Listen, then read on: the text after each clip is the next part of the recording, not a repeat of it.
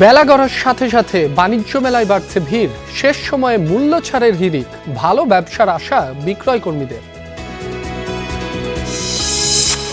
সবজি দাম নিয়ে ক্রেতা বিক্রেতার বাহাস। শীত মৌসুমেও যোগান কমার দোহাই ব্যবসায়ীদের। মাছ বাজারে দাপট বেড়েছে সমুদ্রের ইলিশের। বাজারে কোনো কাস্টমারই নেই। এই টাইমে আল্লাহর মতে 10-20 হাজার টাকা বিক্রি করি, 2,000 টাকা বেশি নেই। আমদানিটা একটু বেশি, কিন্তু নদীর মাছটা পাওয়া যাইতেছে না। 2 কেজি মাছের দাম হলো 800 টাকা। তার অন্য বাজার কিভাবে নিব? স্বর্ণের রেকর্ড দামেও ভারতের জুয়েলারি দোকানে কমেনি ক্রেতার ভিড়। বছরের ব্যবধানে আমদানি বেড়েছে 1.5%।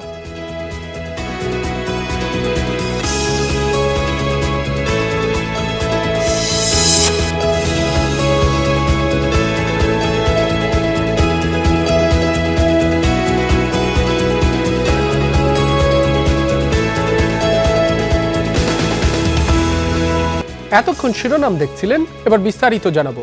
পুরো সংবাদ জুড়ে আপনাদের সাথে আছি মাসুম রাব্বি। আগামীকাল পর্দা নামছে ঢাকা আন্তর্জাতিক বাণিজ্য মেলার। চলতি আসরের শেষ শুক্রবারকে ঘিরে বাড়তি প্রত্যাশা ব্যবসায়ীদের।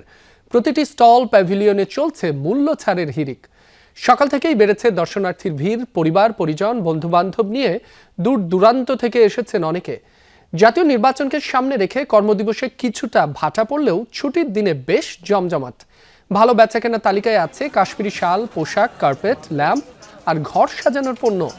দেশীয় ফার্নিচার, ইলেকট্রনিক পণ্য আর কসমেটিক্স আইটেম বেচাকেনা হচ্ছে বেশ। এবারে ব্লেজারের স্টলে ক্রেতার সংকট রয়েছে, তবে গৃহস্থালী, ইলেকট্রিক চুলা, কারাপণ্য ভালো সাড়া পেয়েছে। ছুটির দিন উপলক্ষে আজও বিনোদন সহ রাখা হয়েছে নানা আয়োজন এবং বাড়তি নিরাপত্তা।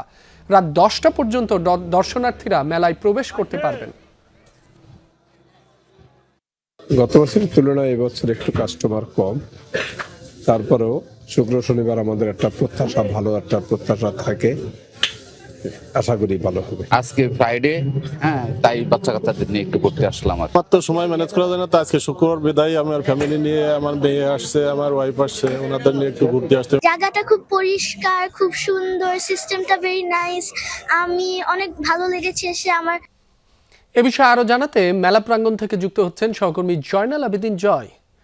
জয়, শেষ সময়ে বেচা কেনা কেমন দেখছেন? আর মাত্র একদিন সময় আছে, ক্রেতা দর্শনার্থীরা কি বলছেন? বিক্রেতাদের প্রত্যাশা কেমন?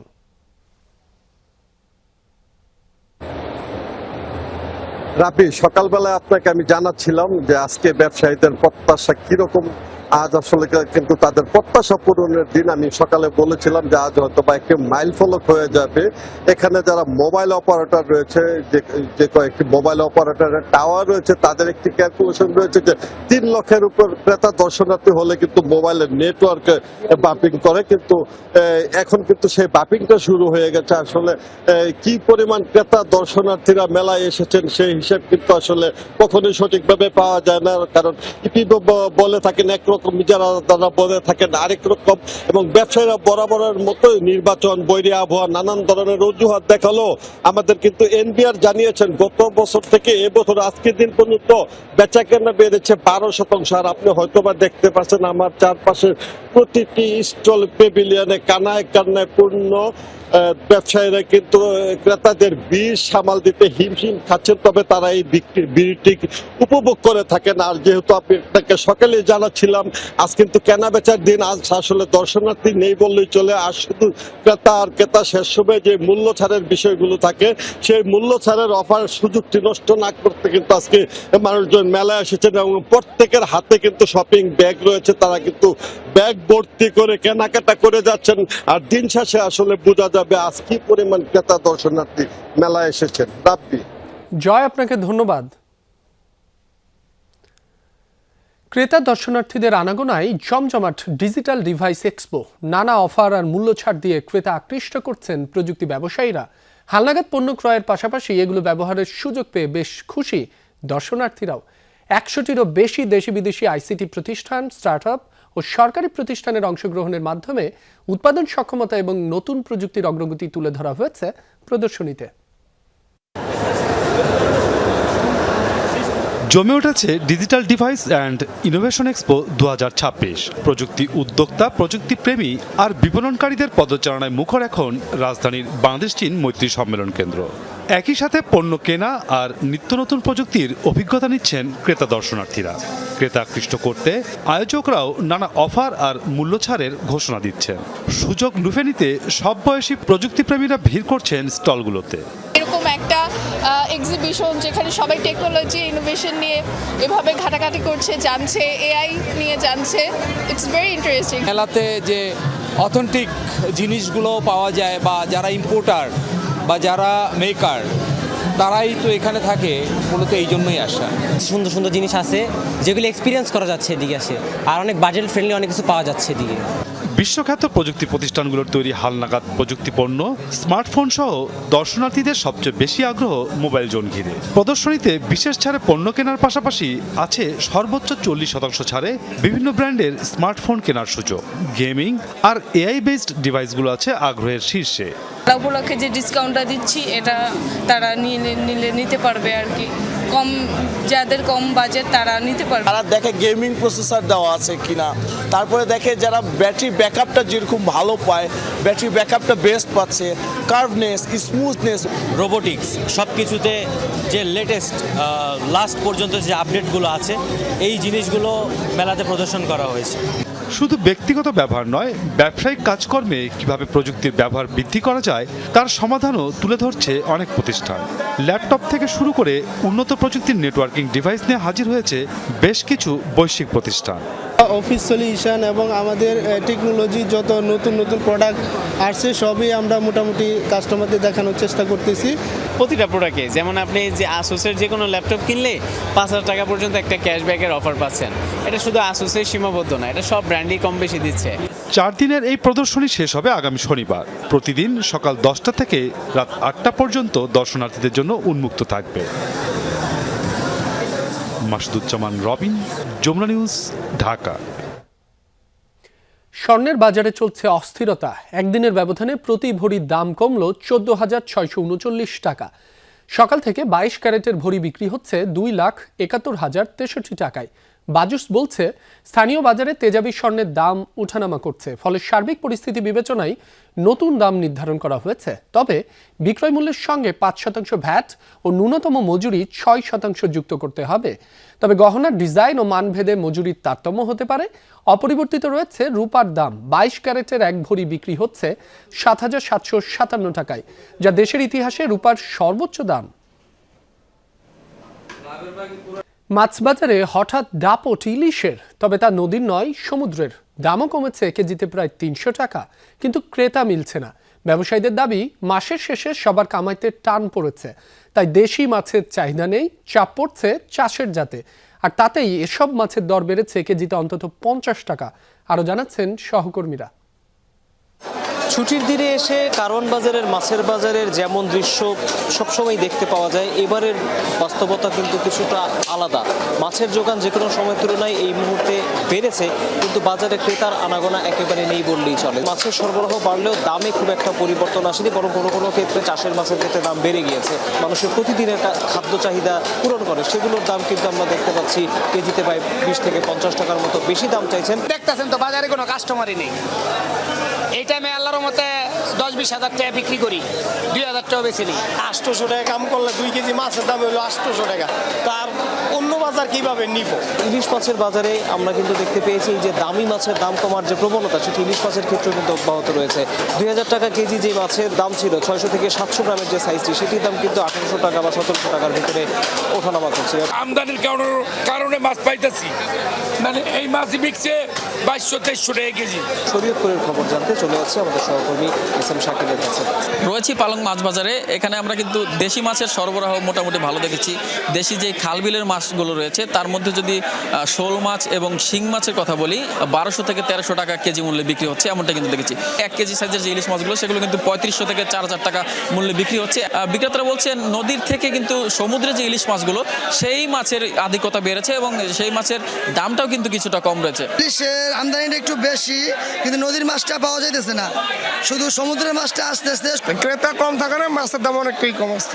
দেশি মাছ কিছুটা থাকার পরও এত দাম কেন হচ্ছে, যে সেক্ষেত্রে তারা দাম কিছুটা কম হলেও তাদের ক্রয় ক্ষমতার মধ্যে থাকতো, এমনটা কিন্তু ক্রেতারা বলছেন। মলন্দা ফুটি ওইটা 180 টাকা ছিল, এটা আজকে 350 টাকা। চাষি মাছের দাম একটু কম, আমরা কিনতে পারি, খাওয়া যায়, আর অন্য মাছ আমরা কিনতে পারি না, দাম বেশি। চলে যাব চাঁদপুরের সহকর্মী ইব্রাহিম রনির কাছে। ধন্যবাদ। ইলিশের বাড়ি চাঁদপুরে এখন কিন্তু ইলিশের মৌসুম নয়, তারপরে ইলিশের সরবরাহ কিছুটা আছে। গত কয়েকদিন ইলিশের সরবরাহ কিছুটা বাড়ায়, দাম কিছুটা কমেছে, অর্থাৎ প্রতি কেজিতে 100 থেকে 150 টাকা ইলিশের দাম কমেছে। এছাড়া চাঁদপুরের বাজারে কিন্তু নদীর মাছের সরবরাহ খুবই কম। কেজি ওজনের মাছ 3000 থেকে 3200 টাকা, আর আপনার 700-800 গ্রাম মাছ হচ্ছে 2400 থেকে 2600 টাকা। আইর মাছ, বোয়াল, পাঙ্গাস এগুলো মোটামুটি আসছে, আগের মতো না, সিজনালি মতো না। ক্রেতারা যেমনটি বলছেন যে আসলে অন্যান্য বছরের থেকে এই বছর ইলিশের দাম অনেকটাই বেশি, যে কারণে তাদের মধ্যে হতাশা রয়েছে। ইলিশ মাছ আমাদের সাধারণ জনগণের সাধ্যের মধ্যে আসে নাই। মাছগুলো আসলে মধ্যবিত্ত ফ্যামিলির কেনার সাধ্য আমি দেখতেছি না। তো এই ছিল চাঁদপুরের বাজার থেকে সর্বশেষ। রাজধানীর সবজির বাজারে কিছুটা স্বস্তি ফিরতে শুরু করেছে, কমছে বেশিরভাগ সবজির দর। তবে ক্রেতাদের দাবি মৌসুমী সবজির দর এখনো কিছুটা চড়া।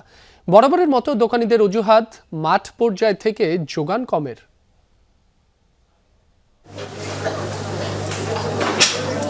বাজার জুড়ে মৌসুমী সবজির কমতি নেই, তবু আশানুরূপ কমেনি দামের উত্তাপ। সপ্তাহের ব্যবধানে বেশিরভাগ সবজির দাম কমতে শুরু করেছে, যদিও ক্রেতাদের দাবি এখনো বাড়তি দরেই বিক্রি হচ্ছে। গাজর, শসা এগুলো তো কন্টিনিউয়াসলি কিনি, তো সেই হিসাবে অনেক বেশি, 40 টাকা 30 টাকা এরকম বেশি মনে হচ্ছে এই সপ্তাহে, বিশেষ করে সামর্থ্যের বাইরে, অনেক বাইরে। তারপরও কষ্ট করে খাওয়া লাগে, বিধায় কষ্ট করে কিনতে হয়। মাস শেষের আগেই দেখা যায় 15 দিন পরেই টাকা থাকে না বাজার করার মতো, এই অবস্থা আর কি। মাসের শুরুতে প্রতি কেজি বেগুনের দর ছিল 40 থেকে 50 টাকা, এখন বিক্রি হচ্ছে দ্বিগুণ দামে। 100 টাকা কেজিতে মিলছে শসা, টমেটো, 50 টাকায় মিলছে মাঝারি মানের ফুলকপি। লাউ কিনতে পকেট থেকে বেরিয়ে যাবে 80 টাকা। তবে লেবু ও কাঁচামরিচের দর কিছুটা ঊর্ধ্বমুখী। কিছু কিছু মালের দাম আছে একটু বাড়তি, যেরকম আনসিজন মাল, করলা, উস্তা, এগুলো আনসিজন মাল 160 থেকে 120 টাকা। আর অন্যান্য যেগুলো শীতের সবজি, আমেজ, এগুলো দাম কম। শীতকালীন সবজি যত পরিমাণ আসার কথা ছিল ততটা আসে না, খুব কম আসে, তার জন্য দামটা একটু বেশি। আরও এক দফা কমেছে পেঁয়াজ ও আলুর দাম। আদা, রসুন মিলছে 150 টাকা দরে। সবকিছু দাম স্বাভাবিক আছে, কোনো ইলেকশন অনুযায়ী অথবা সামনে সবে বরাত, রমজান উপলক্ষে আমরা এখনো কোনো মালের দাম বাড়তি পাই নাই।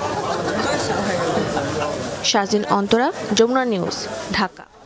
এবার কানাডার উপর 50% শুল্ক আরোপের হুমকি দিয়েছেন মার্কিন প্রেসিডেন্ট ডোনাল্ড ট্রাম্প। দেশটির তৈরিকৃত যে কোনো আকাশযান যুক্তরাষ্ট্রে বিক্রি হওয়ার ক্ষেত্রে কার্যকর হতে পারে এই শুল্ক। বৃহস্পতিবার ট্রুথ সোশ্যালে দেয়া এক পোস্টে এমন হুঁশিয়ারি দেন ডোনাল্ড ট্রাম্প। মার্কিন উড়োজাহাজ নির্মাতা প্রতিষ্ঠান গালফ স্ট্রিম অ্যারোস্পেসের তৈরি জেটগুলোকে কানাডায় বৈধতা না দেয়ায় দেশটির বিরুদ্ধে এমন হুমকি দিয়েছেন তিনি। একই সাথে যুক্তরাষ্ট্রে কানাডার বিমান নির্মাতা প্রতিষ্ঠান বোম্বারডিয়ারের সকল আকাশযানের বৈধতা কেড়ে নেয়ার ঘোষণা দেন মার্কিন প্রেসিডেন্ট। সম্প্রতি চীন সফর করে দেশটির প্রেসিডেন্ট শি জিনপিংয়ের সঙ্গে বৈঠক করেন কানাডার প্রধানমন্ত্রী মার্ক কার্নি। এতে ক্ষোভ ঝাড়েন মার্কিন president Donald Trump. Ottawa, Beijing কোনো বাণিজ্য চুক্তি হলে কানাডার সকল পণ্যের ওপর 100% শুল্ক আরোপের হুমকিও দেন তিনি। স্বর্ণের দাম এখন ইতিহাসের সর্বোচ্চ পর্যায়ে, তবুও ভারতের জুয়েলারি বাজারে কমেনি ক্রেতার ভিড়। বিয়ে, উৎসব আর প্রজন্মের পর প্রজন্ম ধরে চলে আসা বিশ্বাস, সব মিলিয়ে সোনার প্রতি ভারতীয়দের টান এখনও অটুট। চড়া দামের মধ্যেও স্বর্ণ কিনছেন মানুষ। 2025 সালে ভারতের স্বর্ণ আমদানি আগের বছরের তুলনায় বেড়েছে 1.6%। স্বর্ণের দাম আকাশচুম্বী হওয়া সত্ত্বেও ভারতীয়দের এর প্রতি আকর্ষণ কমার কোনো লক্ষণই দেখা যাচ্ছে না। প্রত্যাশারও বেশি ক্রেতা ভিড় করছেন জুয়েলারি দোকানগুলোয়। বিয়ে, উৎসব এবং ধর্মীয় বিশ্বাসের কারণে ভারতের বিভিন্ন প্রান্তে মানুষ এখনও দেদার সোনা কিনছেন। অনেকের কাছে এই ধাতু মূল্যস্ফীতির বিরুদ্ধে সুরক্ষা এবং প্রজন্ম থেকে প্রজন্ম হস্তান্তরযোগ্য সম্পদ। রাজধানী দিল্লির অন্যতম জনপ্রিয় গয়নার বাজারে দেখা গেছে চড়া দামের পরও স্বর্ণালঙ্কারের শোরুমে ক্রেতা দর্শনার্থীর সংখ্যা বেড়েছে। আমার মা সোনার গয়না পরতে খুব ভালোবাসতেন। তিনি চাইতেন আমরা যেন হাতে ও কানে সোনার গয়না পরি। সেই বিশ্বাস থেকেই আমিও সোনা কিনি। অন্যদিকে ভূরাজনৈতিক এবং অর্থনৈতিক অনিশ্চয়তার কারণে নিরাপদ বিনিয়োগ হিসাবে সোনার দিকে ঝুঁকছেন বিনিয়োগকারীরা। এর ফলে প্রতি আউন্স স্বর্ণের দাম প্রায় $5,600 কাছাকাছি পৌঁছেছে। এদিকে রূপার দামও বেড়েছে $120 উপরে। গত বছর ভারতের স্বর্ণ ও রূপার আমদানি রেকর্ড পরিমাণ বেড়ে যায়, যা নীতি নির্ধারকদের উদ্বিগ্ন করে তুলেছে। উচ্চ দাম সত্ত্বেও আমদানি কমানো সরকারের জন্য কঠিন হয়ে পড়েছে। 2025 সালে ভারতের সোনা আমদানি আগের বছরের তুলনায় 1.6% বেড়ে দাঁড়ায় $58.9 বিলিয়ন। একই সময়ে রূপার আমদানি 44% বেড়ে $9.2 বিলিয়ন পৌঁছায়। বিশ্বে সোনার দ্বিতীয় বৃহত্তম ভোক্তা এবং রূপার সবচেয়ে বড় বাজার ভারত। তবে দেশটি স্বর্ণের চাহিদা পূরণ করে আমদানির মাধ্যমে এবং রূপার 80%-এরও বেশি আসে বিদেশ থেকে।